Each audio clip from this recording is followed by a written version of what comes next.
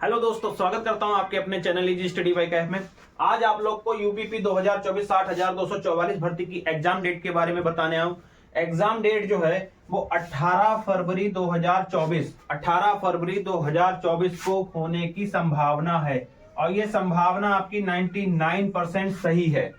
यानी आपका एग्जाम 18 फरवरी 2024 को ही होगा, 11 फरवरी को नहीं होगा, क्योंकि 11 फरवरी को आपका जो है आरओ एआरओ का पेपर है। आरओ एआरओ का आपका एग्जाम है 11 फरवरी को।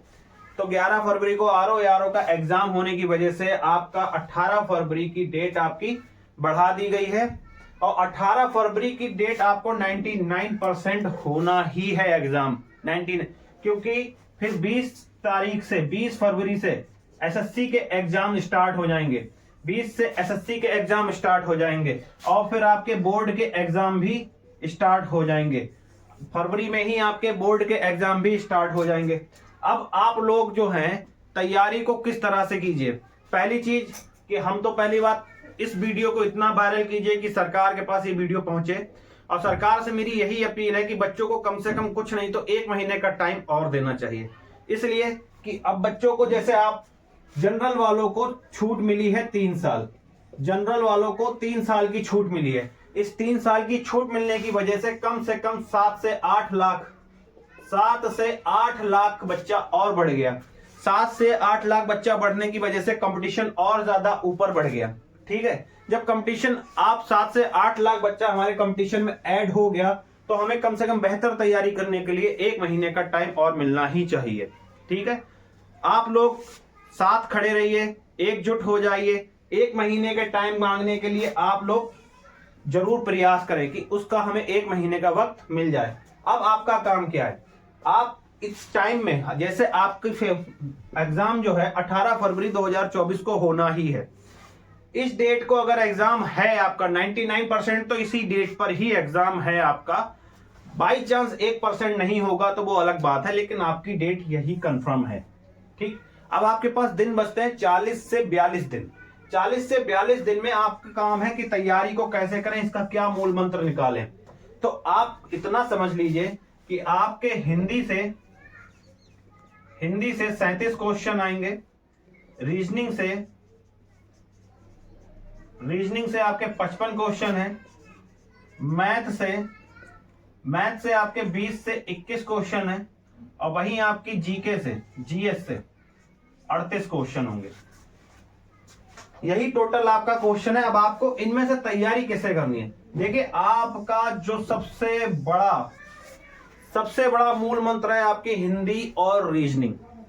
हिंदी आपको सबसे बड़ा स्कोरिंग सब्जेक्ट है आपका हिंदी आपका सबसे बड़ा स्कोरिंग सब्जेक्ट है, आपके हुक्म का इक्का है हिंदी। तो आप देखिए कि रीजनिंग का हमें 55 क्वेश्चन है तो हमें रीजनिंग की प्रैक्टिस तो डेली करनी है। रीजनिंग हमें डेली करनी है, रीजनिंग की प्रैक्टिस हमें डेली करनी है। 1 से 2 घंटे हमें रीजनिंग डेली करनी है।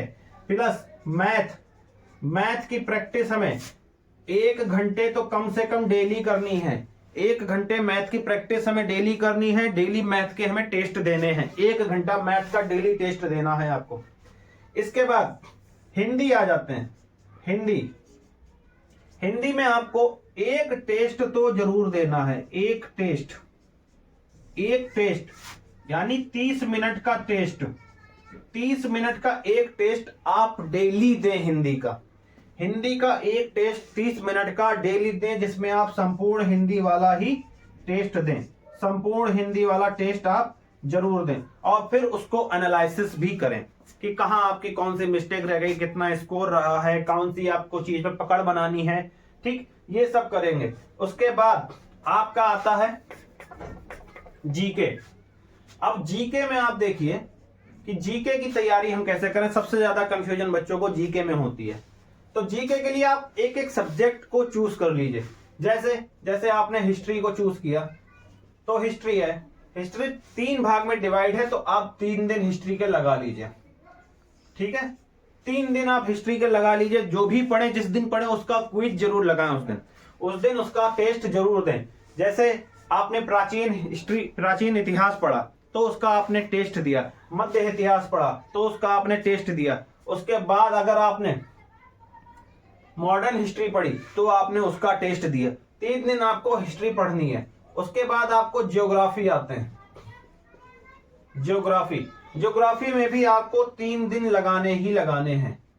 3 दिन लगाने हैं। नदियां हैं, पहाड़ हैं, भारत है पूरे, उसके बारे में जानना है, राज्य है, राज्य से रिलेटेड बातें हैं, सब कुछ 3 दिन ज्योग्राफी आपको लगना ही लगना है 3 दिन। उसके बाद आपकी आती है यूपी जीके, स्टैटिक जीके। ठीक, यूपी जीके आपकी इसमें बहुत इंपॉर्टेंट रोल अदा करती है। यूपी जीके जो है आपकी, यूपी जीके 3 दिन तो आप यूपी जीके को लगाएंगे ही लगाएंगे। ये भी आप जो है डेली का आप ये हिसाब बना लीजिए कि 3 दिन आपको हिस्ट्री पढ़नी है, उसके 3 दिन बाद आपको ज्योग्राफी पढ़नी है, उसके बाद आपको यूपी जीके पढ़नी है। ठीक है, 3 दिन के बाद फिर आपको करना क्या है, आपको इकोनॉमिक्स देख लेनी है। इकोनॉमिक्स देखनी है, इकोनॉमिक्स देखनी है। इकोनॉमिक्स में आप 2 दिन लगा दीजिए, 2 दिन आप इकोनॉमिक्स पढ़ लें। इकोनॉमिक्स में आपकी जीएसटी वगैरह सब कवर हो जाएगी। इकोनॉमिक्स आप पढ़ेंगे तो आपकी जीएसटी, पंचायती राज व्यवस्था, ये सब चीजें आपकी इकोनॉमिक्स में कवर हो जाएंगी। आपका आता क्या है, साइंस। देखिए साइंस को आपको पढ़ने के लिए कम से कम 3 दिन देने होंगे। क्यों? क्योंकि 1 दिन फिजिक्स पढ़ेंगे, 1 दिन केमिस्ट्री पढ़ेंगे और 1 दिन आप बायोलॉजी पढ़ेंगे। ठीक, साइंस आपकी 3 दिन में निपट जाएगी। आपको पूरा कॉन्सेप्ट नहीं पढ़ना है, इसका छोटी छोटी चीजें आती हैं, जैसे बायो में आपके विटामिन वगैरह आ गए। ठीक है, केमिस्ट्री से आपके सूत्र आ गए, जैसे बेकिंग सोडा या खाने का सोडा जिसे कहते हैं, जब चूना पत्थर, इसके सूत्र आ गए। फिजिक्स से आपके नियम आ गए, जैसे न्यूटन का नियम है। ठीक, ये सब चीजें आपकी फिजिक्स से आ जाएंगी। अब आपको तैयारी और अच्छे तरह करनी है। ठीक, साइंस हो गई आपकी। अब साइंस के बाद आपको जो टाइम देना है, आपको टाइम देना है करंट अफेयर्स में। जगह नहीं बची बच्चों। करंट अफेयर्स में, करंट अफेयर्स में आपको जो टाइम देना है वो आपको लगातार लास्ट के जितने दिन बचते हैं, लास्ट के 10 दिन बचे हैं, 12 दिन बचे हैं, ठीक है, जितने दिन भी बचते हैं आपको डेली करंट अफेयर्स के करने ही करने हैं। डेली आप उस पे करंट अफेयर्स पे ध्यान देंगे तो आपका डेली करंट अफेयर्स पे ध्यान देंगे, आपके 150 क्वेश्चन में से मान के चलिए कम से कम 130 आपके सही होंगे। लास्ट के जो कुछ दिन, जैसे आपने ये दिन काउंट कर लिए, आपको फिर इसका क्या करना है, पूरा एक मॉक टेस्ट लगाना है। मॉक टेस्ट देना बहुत जरूरी है। जैसे आपने history, geography, UP GK, economics, science, Hindi, reasoning, math, ये सब आपने एक बार पढ़ लिया, फिर आप क्या करेंगे, इसको एक साथ रिवीजन करेंगे। जैसे 1 घंटा आपने हिस्ट्री पे देख लिया, फास्ट फॉरवर्ड कर दिया, 1 घंटा आपने ज्योग्राफी पढ़ के फास्ट फॉरवर्ड कर दिया, 1 घंटा आपने यूपीजी के पढ़ के उसको फास्ट फॉरवर्ड पढ़ा, इकोनॉमिक्स को पढ़ें। इसी तरह से आपको साइंस पढ़नी है। ठीक है, तो आपका यही एक मूल मंत्र है, 40 से 42 दिन में अपना सिलेबस कंप्लीट करने का, यूपी में आपका पुलिस में सिलेक्शन होने का। ठीक है, इस मूल मंत्र को आज ही आप अपनी कॉपी पे नोट कर लीजिए, इसी के अकॉर्डिंग अपनी तैयारी कीजिए, ज्यादा से ज्यादा टेस्ट दीजिए। जो चीज पढ़ें उसका एक बार टेस्ट जरूर दें, ताकि आपको पता चले कि सवाल कैसे बनते हैं और हमने क्या तैयारी की, हमें कितना याद है।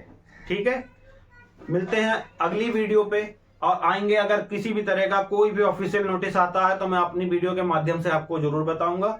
आप लोग घर पर तैयारी करते रहें, लापरवाही बिल्कुल ना करें, टाइम बिल्कुल बचा नहीं है। ठीक है, थैंक यू।